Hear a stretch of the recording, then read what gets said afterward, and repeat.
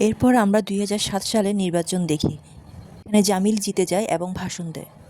আর তখনই সেখানে রহমান পৌঁছায়, আর রহমানকে দেখে সবাই চিৎকার করে ওঠে। আর যখন রহমান হাত তুলে মঞ্চে ওঠে, তখন সবাই আরও জোরে চিৎকার করে ওঠে। ওই সময় আমরা দেখতে পাই যে হামজার চোখ একটি মেয়ের দিকে পড়ে, আর মেয়েটিকেও তার দিকে তাকিয়ে আছে। এই মেয়েটি হচ্ছে জামিলের মেয়ে এলিনা। তার মা তাকে মঞ্চে যাওয়ার জন্য জোরাজুরি করছিল। হামজা এসব দেখে বুঝতে পারছে যে এলিনার মঞ্চে যাওয়ার ইচ্ছে নেই। তখনই সে এলিনার মাকে বলে যে জামাল সাহেব আপনাকে ডাকছে। আমরা দেখতে পাই খানানি ব্রাদার্স নামে দুই ভাই এসছে, আর তারা রহমানের সাথে দেখা করতে চায়। রহমানকে দেখে বলেন যে নির্বাচনে আসার জন্য। এই কথা শুনে রহমান জামিলকে বলেন। এই কথা শুনে ভয় পাচ্ছিল যে রহমান যদি নির্বাচনে আসে তখন সে কোথায় যাবে। তখন সে জামিলকে বলে যে আমি আলাদা নাম আর আলাদা পরিচয় নিয়ে নির্বাচন করব, তো তোমার পার্টির সঙ্গ আমি ছাড়ব না। এরপর জামিলের স্ত্রী এসে এলিনার কথা জামিলকে বলে। এলিনা বাড়াবাড়ি করছে, সে মঞ্চে আসতে চাইছে না। তখনই জামিল রেগে যান। এলিনাকে বকাঝকা করে বলে যে ফোন ব্যবহার বেশি করছো বলে তুমি বিগড়ে যাচ্ছ। এই কথা বলে ফোনটা ছুঁড়ে ফেলে দেয়, আর জামিল তখন ফোনটা কুড়ে নেয়। পর আমরা দেখি যে রাতে হামজা, রহমান ও তার ভাই ব্যবসা কী করে বাড়ানো যায় এ নিয়ে আলোচনা করছে। রহমান জিজ্ঞেস করে যে খানানি ব্রাদার্স কত টাকা ইনকাম করে। রহমানের ভাই অনেক ধরনের ব্যবসার কথা বলে। এর মধ্যে একটা ব্যবসার কথা হলো যে নকল নোট ছাপিয়ে ভারতের মধ্যে পাঠানো। হামজা তখন এ ব্যাপারে বিস্তারিত জানতে চায়। তখন রহমানের ভাই বলেন যে আমরা কোথা থেকে মেশিন আনি আর কীভাবে ছাপাই, এগুলো সব বিস্তারিত হামজাকে বলতে থাকে। আর এসব শুনে হামজা কিছু ভাবতে থাকে। তখন রহমান হামজাকে দেখে বলে যে কি হলো বলো। তখন বলেন যে আমাদের আরও এগিয়ে ভাবতে হবে, মানে হচ্ছে খানানি ব্রাদার্সের থেকে আরও এগিয়ে আমাদের থেকে চিন্তা করতে হবে। হামজার এ কথা শুনে রহমানের ভাই খুশি হন এবং হামজাকে কিছু টাকা আর একটি বাইক উপহার দেন। হামজা তখন ওই বাইকটি নিয়ে একটি বারের মধ্যে যায়, আর ওই বারে হামজাকে ঢুকতে দেওয়া হয় না, কারণ ওই বারটা শুধু কাপলদের জন্যই অনুমতি ছিল। তখন হামজা এলিনার গাড়িটি দেখে। তখন সে এলিনার গাড়ির টায়ারটা পাঞ্চার করে দেয়।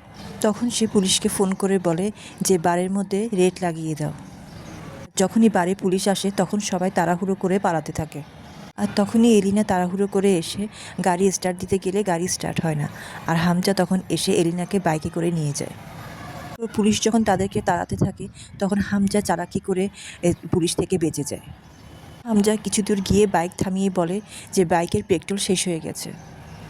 আসলে সে এলিনার সাথে কথা বলার জন্য আর সময় কাটানোর জন্যই এই কাজটি করেছে। এরপর হামজা নিজের সম্পর্কে বলে যে সে রহমানের গ্যাংয়ে হয়ে কাজ করে। এটা শুনে এলিনা একটু মন খারাপ করলে তখন সে বলে যে সে দারিদ্রতার জন্য এই কাজ করছে। এরপর এলিনা কথাটা বুঝতে পারে। এরপর হামজা তার ফোনটি ফিরিয়ে দেয় এবং এলিনা তাতে খুশি হয়। আমরা বুঝতে পারি এলিনার থেকেও হামজাকে আস্তে আস্তে ভালো লাগতে শুরু করেছে। এরপর আমরা দেখি যে রহমান হানিয়া বাদাসের সঙ্গে দেখা করতে এসছে। তখন রহমানের সাথে ছিল, আর সে দেখে যে এখানে নকল রুটের কারখানা চলছে। আমরা আইএসআই এর চিফ মেজর ইকবালকে দেখি। তার সাথে আরও মোস্ট ওয়ান্টেড লোকও আছে, যারা আন্তর্জাতিক স্তরে পুরোপুরি নিষিদ্ধ। তারা এখানে রহমানের সাথে একটি চুক্তি করেন, তাদের আসল বন্দুক ও গোলাবারুদ তৈরি করে দিতে হবে। এর বদলে রহমান অনেক টাকা পাবে। তখন ইকবাল বলে যে তুমি যদি আমার এই কাজটা করে দাও তাহলে তোমার নির্বাচনের জন্য আমি উপর মহলে কথা বলবো। তখন রহমান জিজ্ঞেস করেন মালপত্র তো পেয়ে যাব, কিন্তু এসব জিনিস কোথায় ব্যবহার হবে। তারা বলেন যে ৩ অক্টোবর ভারতে হবে অনেক বড় একটা কাজ। এরপর রহমান ওখান থেকে চলে যান। তারপর খাহানি ব্রাদার্সের মধ্যে একজন লোক, যার নাম জাভেদ, সে জামিলকে রহমানের খবর দিয়ে দেয়। তখন জামিলের মনে হয় যে রহমান যদি নির্বাচনে চলে আসে তাহলে সে জামিলকে চিনবেও না। এরপর আমরা দেখি যে হামজা, রহমান ও তার ভাই বাড়ি ফিরেছে। রহমান তখন অনেক ড্রিঙ্ক করে ফেলেছে। হামজা তখন রহমানকে বলে যে ভাই আপনি ভুল করেছেন, আপনি কাদের সাথে মিশছেন, তাদের সাথে যাদের কারণে আমাদের অনেক লোক মারা গেছে, আমাদের মা বোনদের ইজ্জত লুটছে, আমাদের লোকদেরকে ধোঁকা দিচ্ছে। তখন রহমান বলে যে লোকেদের জন্যই আমি আমার ছেলেকে হারিয়েছি, কি দিয়েছে এই লোকেরা আমাকে। এরপর রহমানের ভাই হামজাকে সেখান থেকে তাড়িয়ে দেয় আর রহমানকে ভিতরে নিয়ে যান। পরদিন আমরা দেখি যে Rahman Baloch United force camp থেকে সব বন্দুকগুলো তুলে নেয়। এরপর আমরা এসপি চৌধুরীকে জামিলের বাড়িতে দেখি। জামিলই তাকে ডেকেছিলেন রহমানকে মারার জন্য। 7 বছর আগে জামিল এসপি চৌধুরীকে সাসপেন্ড করিয়েছিলেন। তাকে রিজাইনিং লেটার দিয়ে রহমান ও তার গ্যাংকে শেষ করে দিতে বলেন। এসপি চৌধুরী একটি শর্ত রাখেন যে আলাদা করে একটি টিম বানাবেন। আলাদা কিছু লোক থাকবে এবং আলাদা একটা অফিস থাকবে যা খুব গোপনীয়। তিনি যা করবেন তাও কেউ কিছু বলবে না, এমনকি জামিলও না। জামিলের এটা শুনে আর কোনো উপায় নেই, তাই তিনি রাজি হয়ে যান। এরপর আমরা দেখি যে হামজা এবং এলিনা দূরত্ব অনেক কমে গেছে, তারা একজন অনেক কাছাকাছি চলে এসেছে। একদিন হামজা এলিনাকে সেই দোকানে নিয়ে আসে যেখানে সে আগে কাজ করত। দোকানের মালিক দুজনকে বসার জন্য একটা কাগজ বিছান। আর এলিনা দেখে যে ওই কাগজে এসপি চৌধুরীর একটি ছবি আছে। এলিনা তখন হামজাকে জানায় যে এই লোকটি তো বাবার সাথে দেখা করতে আসে। হামজা তখন এলিনাকে বলে ওই লোকটির উপর নজর রাখতে। এরপর একদিন রহমানের লোকেরা সব বন্দুক ইকবালকে দেওয়ার জন্য বেরিয়ে পড়ে। তখনই রহমানের ছোট ছেলে শরীর খারাপ হয়ে যায়। রহমান এর মাল পৌঁছে দিতে বলে হসপিটালে চলে যায়। এরপর রহমানকে এসপি চৌধুরী ধরে ফেলে। আমরা দেখি যে হামজা এবং রহমানের ভাই ইকবালকে মাল পৌঁছে দিয়ে আসছিলেন। এরপর একজন রহমানের ভাইকে ফোন করে জানিয়ে দেয় যে রহমান এসপি চৌধুরীর হাতে ধরা পড়েছে। রহমানের ভাই জামিলকে ফোন করে জানিয়ে দেন। তখন জামিল ওই রহমানের ভাইকে বলে যে তুই চিন্তা করিস না, দেখি আমি একটা কিছু করছি। তখনই হামজার সন্দেহ হয় যে কিছু একটা গোলমাল আছে। তখন হামজা রহমানের ভাইকে বলে যে বাড়ি চলো। বাড়ি ফিরে হামজা রহমানের চাকরের উপর সন্দেহ করেন। তখন হামজা জিজ্ঞেস করে যে বাচ্চার খাবারে কি মিশিয়েছিস আর রহমানকে কোথায় নিয়ে গেছে। তখন ওই চাকরটি বলে যে আমি খাবারে বিষ মিশিয়েছি। তখনই এলিনার ফোন আসে আর সে একটা ভিডিও পাঠায়। ভিডিওতে দেখা যায় যে জামিল, এসপি চৌধুরী এবং আসাদ, পাপ্পু ওরা সবাই রহমানকে মারার জন্য প্ল্যান করছিল। ভিডিও দেখে হামজা এলিনাকে বলে যে তুমি তাড়াতাড়ি আমার বাড়ি যাও, ফোনের সুইচ অফ করে দাও এবং চারদিকে সব দরজা জানলা বন্ধ করে দাও।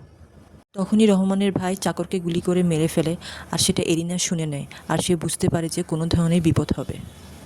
তখনই হামজা ওই ভিডিওটা জামিলকে দেয় আর জামিলকে বলে যে 1 ঘন্টার মধ্যে আমি রহমান ভাইকে চাই, তাহলে এই ভিডিওটা মিডিয়ার মধ্যে পাঠিয়ে দিব আর আপনার মেয়ের জীবনও আমার হাতে। তখন জামিল এই ভিডিওটা এসপি চৌধুরীকে পাঠিয়ে বলে যে রহমানকে মেরো না, আমার মেয়ের জীবন বিপদে। এসপি চৌধুরী তার কথা না শুনে ফোন কেটে দেয় এবং জামিল তখন হামজাকে ফোন করে। সে বলে যে চৌধুরী মানছে না। হামজা তখন জামিলকে চৌধুরীর গোপন অফিসের কথা জিজ্ঞেস করে। জামিল তখন হামজাকে সব বলে দেয় আর হামজা তখন তার গোপন অফিসে গিয়ে পৌঁছায়। হামজা তখন সব পুলিশকে উল্টো করে ফ্যানে ঝুলিয়ে পেট্রোল ঢেলে দেয়। তারপর এসপি চৌধুরীকে বলে যে আধা ঘন্টার মধ্যে যদি রহমানকে না পায় তাদের এদের সবাইকে আমি জ্বালিয়ে পুড়ে ছাই করে দেব। এসপি চৌধুরী রহমানকে অন্য জায়গায় রেখেছিলেন। চৌধুরী রহমানকে ছেড়ে দেয় আর রহমান যখন বাড়ি আসে তখন সবাই অনেক খুশি হয়। এরপর রহমান হামজাকে ডাকে এবং জিজ্ঞেস করে গোপন অফিসের ঠিকানা তুমি কোথায় পেলে। তখন হামজা বলে যে জামিল দিয়েছে। এরপর রহমানের ভাই রহমানকে বলে যে হামজা জামিলের মেয়েকে ভালোবাসে, জামিলের মেয়েকে নিজের বাড়িতে রেখে ব্ল্যাকমেল করেছে এবং জামিল বলে দিয়েছে। এরপর আমরা দেখি যে রহমান আর তার গ্যাং ইকবালের কাছে এসে এবং ইকবালের ওখানে অনেকগুলো টিভি লাগানো আছে যেখানে সরাসরি সম্প্রচার চলছে। এখানে 26/11 তারিখের সরাসরি সম্প্রচার চলছে। এই দৃশ্য দেখে হামজা খুব কষ্ট পায়। সন্ত্রাসীরা যে হামলা করেছিল 3 অক্টোবরের, কিন্তু এই খবর ভারতে পাঠানো হয়েছিল। তাও ইকবাল জানতে পেরেছিল যে 3 অক্টোবরের খবর ভারতে চলে গিয়েছিল। এই কারণেই তারা 26/11 তারিখে আক্রমণ করে। এরপর আমরা দেখি যে রহমান টিকিট পেয়েছে। রহমান একবারে নির্বাচনে দাঁড়াবেন। এসপি চৌধুরী টিভিতে এগুলো দেখে তার টিভি ভেঙে ফেলে। এদিকে এলিনা তার বাবার বাড়ি ছেড়ে হামজার সাথে থাকতে শুরু করে। একদিন হামজা এলিনাকে বলল যে তার বাবাকে ডাকতে। তারপর এলিনা তার বাবাকে ডাকে। জামিল তখন হামজার সাথে দেখা করতে গেলে হামজা জামিলকে বলে আপনি রহমান ডাকাত, বাবু ডাকাত এবং এসপি চৌধুরীকে একসাথে করার চেষ্টা করেছেন, কিন্তু তারা আপনাকে ঠকিয়েছে। আপনার থেকে এমন একজন লোককে রাখা উচিত যে আপনাকে ঠকাবে না। জামিল হামজার কথা বুঝতে পেরেছেন এবং সে হামজাকে নিজের করার চেষ্টা করছে। তখন বুঝতে পারে যে হামজাই তার মেয়ের জন্য আর তার জন্য সঠিক মানুষ হবে। তো তখন তিনি তাদের দুজনের সম্পর্ক মেনে নেয় এবং তাদের বিয়ে হয়ে যায়। তাদের বিয়েতে সবাই এসছে এবং এতে বোঝা যায় যে আরও একটি তারা পরিকল্পনা করছে। এখন পাঞ্জাবে কিছু বড় বোমা ফাটানো হবে। রহমানকে বন্দুক এবং গোলা বারুদের অর্ডার দেওয়া হয়।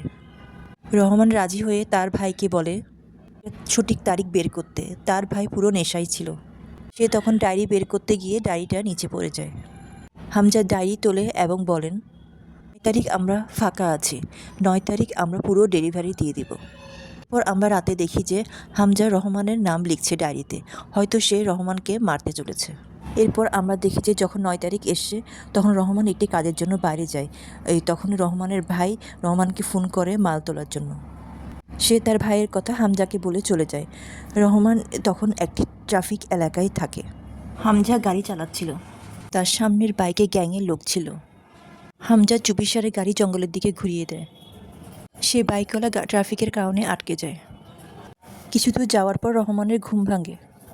সে জিজ্ঞেস করে যে তুই কোন দিকে যাচ্ছিস। প্রথমে হামজা অজুহাত দেয় যে রাস্তায় ট্রাফিক ছিল। তার ভাইয়ের কথা জিজ্ঞেস করলে বলে মাল তুলতে গিয়েছিল। বাইকওয়ালার কথা জিজ্ঞেস করলে বলে ট্রাফিকের মধ্যে ফেসে গেছে। রহমান গাড়ি থামাতে বললে কিন্তু হামজা গাড়ি থামায় না। হামজা বলে যে এই জায়গাটা ঠিক না। রহমানের থেকে হামজার উপর সন্দেহ জাগে। রহমান হামজার উপর হামলা করে দেয় এবং বাকি লোকেরাও অনেক হাতাহাতি করে। ওর গাড়ি একটি পাইপের সাথে ধাক্কা লেগে হামজা অনেক আহত হয় আর রহমান জ্ঞান হারিয়ে ফেলে। যা সেখান থেকে পালিয়ে যায়। আর তখনই আমরা দেখি যে এটা পুরোপুরি একটা প্ল্যান ছিল। এই প্ল্যানে জামিল, এসপি চৌধুরী এবং হামজা এই তিনজনই একসাথে কাজ করছিল।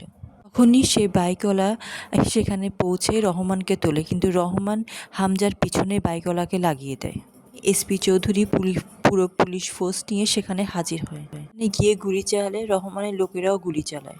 রহমান তার লোকদের সামনে নিয়ে জঙ্গলের দিকে দৌড়ালে এসপি চৌধুরী ওদের পিছনে দৌড়ায়। আমরা দেখি যে বাইকওয়ালা হামজার পিছনে দৌড়াচ্ছিল, সে দৌড়ে দৌড়ে হামজাকে গুলি চালাচ্ছে। একটু পরে গুলি শেষ হয়ে গেলে হামজা আর ওই বাইকওয়ালার মধ্যে হাতাহাতিতে বাইকওয়ালা মারা যায়। এদিকে এসপি চৌধুরী রহমানের লোকদেরকে মেরে ফেলেছে। আর রহমান আর এসপি চৌধুরী দুজনের হাতাহাতির মধ্যে এই রহমান যখন এসপি চৌধুরীকে মারতে যায় তখন হামজা এই পিছন থেকে এসে রহমানকে আঘাত করে। এরপর এসপি চৌধুরী রহমানের গলায় গুলি করে। রহমান মারা তো যায় না, কিন্তু তার কিছু করার থাকে না। তারপর হামজা রহমানের ভাইকে ফোন করে বলে যে রহমান হসপিটালে। তখন হসপিটালে রহমানের ভাই আসলে তখন সে বলে যে এসপি চৌধুরী আমাদের উপর গুলি চালিয়েছে।